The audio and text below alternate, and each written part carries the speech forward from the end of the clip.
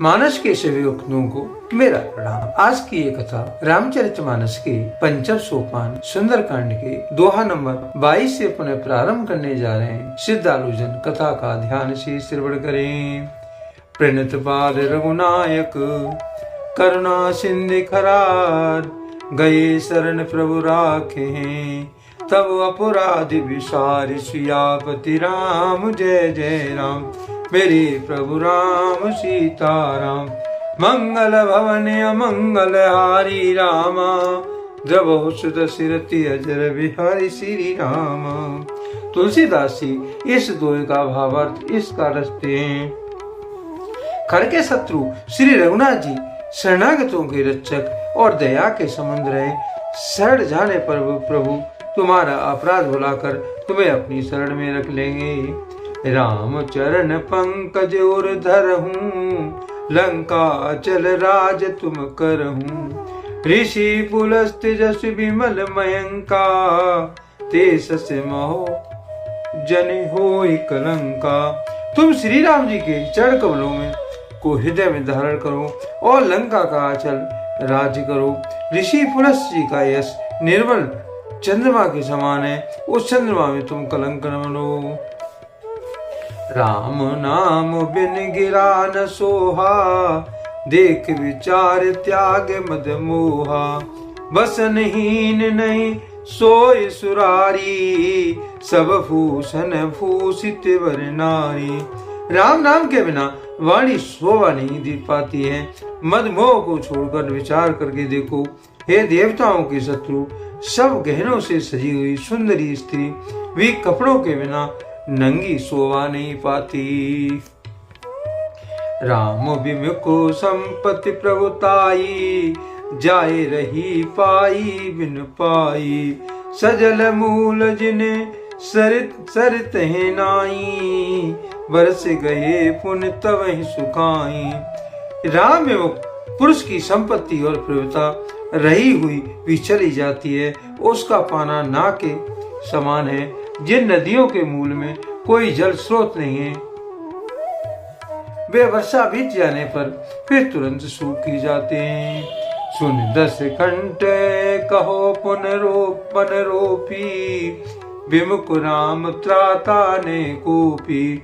शंकर सहित विष्णु अज तो ही, सकैन राखे राम कर दोही। हे रावण, सुनो, मैं प्रतिज्ञा करके कहता हूँ कि राम विमुख की रक्षा करने वाला भी नहीं है। हजारों शंकर विष्णु और ब्रह्मा भी राम जी के साथ द्रोह करने वाले तुमको नहीं बचा सकते। मोह मूल बहुसूल पद, त्यागो तुम अभिमान। भजो राम रघुनायक, कृपा सिंधु भगवान। सियापति राम जय जय राम, मेरे प्रभु राम सीताराम। मंगल भवनी मंगल हारी रामा, द्रवहु सुत सिरति अजर बिहारी श्री रामा। तुलसीदास जी इस दोहे का भावार्थ इसका लिखते हैं। मोह ही जिसका मूल है ऐसे अज्ञान जनित बहुत पीड़ा देने वाले तम रूप अभिमान का त्याग कर दो और रघुकुल के स्वामी कृपा के समुद्र भगवान श्री राम जी का भजन करो।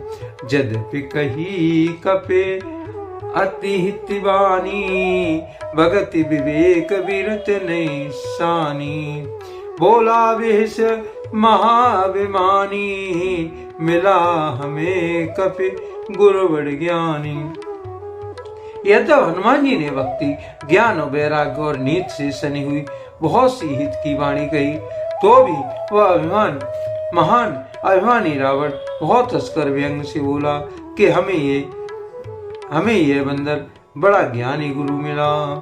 मृत्यु निकट आई खल तो ही, लागे से अधम सिकावन मोही। उल्टा होई कहे हनुमाना, मत भ्रम तोर प्रकट में जाना। रे दुष्ट, तेरी मृत्यु निकट आ गई है, अधम मुझे शिक्षा देने चला। हनुमान जी ने कहा इससे उल्टा ही होगा, अर्थात मृत्यु तेरी निकट आई है, मेरी नहीं है। तेरा मति भ्रम बुद्धि का फेर है, मैंने प्रत्यक्ष जान लिया है। सुने कपि बचन बहुत खिसियाना, बेगिन हरो मूड कर प्राणा। सुनत निशाचर मारन धाये, सच में सहित विभीषण आए। हनुमान जी के वचन सुनकर वह बहुत ही कुपित हो गया और बोला, अरे मूर्ख, का प्राण शीघ्र ही क्यों नहीं हर लेते। सुनते ही राक्षस उन्हें मारने दौड़े। उसी समय मंत्रियों के साथ विभीषण वहां पहुंचे। नाय शीश कर विनय बहुता, नीति विरोध न मारे दूता। आन दंड कुछ करे गुसाई, सभी कहा मंत्र भला भाई। उन्होंने सिर नवाकर बहुत विनय करके रावण से कहा, दूत को मारना नहीं चाहिए, यह नीति के विरुद्ध है। हे गुसाई, कोई दूसरा दंड दिया जाए। सबने कहा, भाई यह उत्तम सलाह है। सुनते वही से बोला दस कंदर, अंग भंग कर पठई बंदर। यह सुनते ही रावण हंसकर बोला, अच्छा तो बंदर का अंग भंग करके लौटा दिया जाए। कवि की ममता पूछ पर, सबे कहे समुझाए। तेल बोर पट बांधे बुन, पावक देह लगाए। सियापति राम जय जय राम, मेरे प्रभु राम सीताराम। मंगल भवनी अमंगल हारी रामा, द्रबहुष दशरथी अजर बिहारी श्री रामा। तुलसीदास जी इस दोहे का भावार्थ इसका लिखते हैं, मैं सबको समझा कर कहता हूँ कि बंदर की ममता पूंछ पर अधिक होती है, अतः तेल में कपड़ा डुबोकर उसे इसकी पूंछ में बांधकर फिर आग लगा दो। पूंछहीन वानर ते जाई, तब सट निज नाथे ले आई। जिनके कीन से बहुत बड़ाई, देखो मैं तिनके प्रभुताई। जब बिना पूंछ का ये बंदर वहां अपने स्वामी के पास जाएगा, तब वह मूर्ख अपने मालिक को साथ ले आएगा, जिनकी इसने इतनी बड़ाई की है। मैं जरा उनकी प्रभुता सामर्थ्य तो देखूं। सुनत वचन कपि मन मुस्काना, वही सहाय सारद में जाना। जातु दाने सुने रावण वचना, लागे रचे मूड सोई रचना। यह वचन सुनते ही हनुमान जी मन में मुस्कुराए और मन ही मन बोले कि मैं जान गया हूँ सरस्वती जी ऐसी बुद्धि देने में सहायक हुई। रावण के वचन सुनकर मूर्ख राक्षस वहीं पूंछ में आग लगाने की तैयारी करने लगे। रहा न नगर भसन धृत तेला, बाड़ी पूंछ की निकप खेला। कौतिक कहे आए पुरवासी, मारे चरण करे बहुआसी। पूंछ में लपेटने में इतना कपड़ा और घी तेल लगा कि नगर में कपड़ा घी तेल नहीं रह गया। हनुमान जी ने ऐसा खेल किया कि पूंछ बढ़ गई, लंबी हो गई। नगर निवासी लोग तमाशा देखने आए। वे हनुमान जी को पैरों से ठोकर मारते हैं और उनकी बहुत हंसी करते।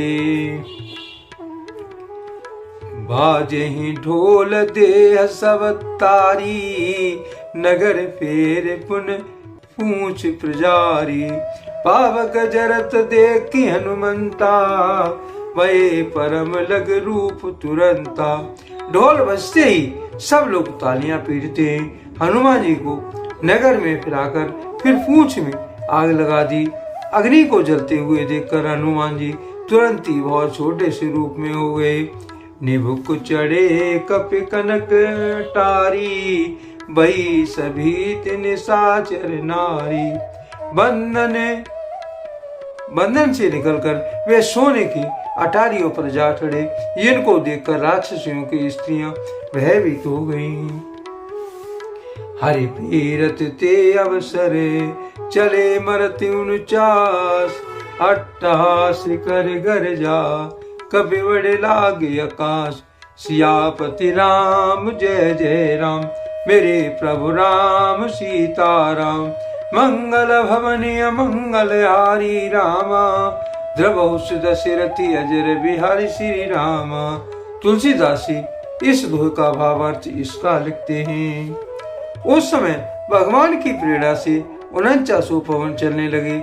हनुमान जी अट्ठास करके गरजे और बढ़कर आकाश से जा लगे। आज के लिए कथा का यही पर विराम दिया जाता है। यदि मुझसे पढ़ने में कोई त्रुटि हो गई हो तो राम सेवक जानकर मुझे क्षमा करें। यदि आपको रामचरितमानस की कथा पसंद आई है तो कमेंट में जय श्री राम अवश्य लिखें और अपने प्रिय मित्रों को कथा का शेयर करें। धन्यवाद। जय श्री राम।